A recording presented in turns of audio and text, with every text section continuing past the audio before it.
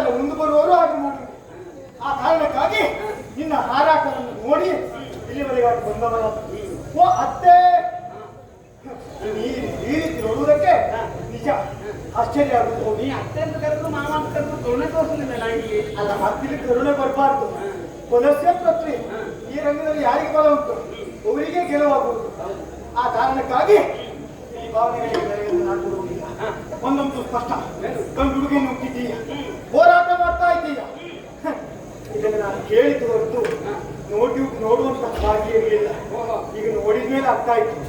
ಈಗಿನ ಹುಡುಗರು ಮಕ್ಕಳು ಬರುವುದು ಬಹಳ ಇಲ್ಲದಿದ್ರೆ ಹೆಂಗಾದ್ರೂ ತಾನು ರಣರಂಗದವರೆಗೆ ಆಗ್ಬೋದು.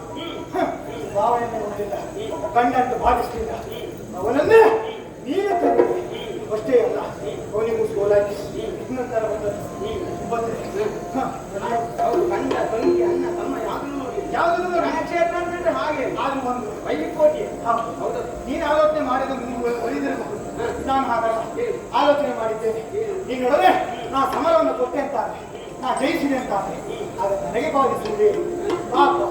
ಪಂಚಮಹಾಪಾತಗಳಿಂದಾಗಿರುವಂತಹ ಸ್ತ್ರೀ ಹತ್ಯೆ ಆ ದೋಷಕ್ಕೆ ನಾನು ಒಳಗಾಗ್ತೇನೆ.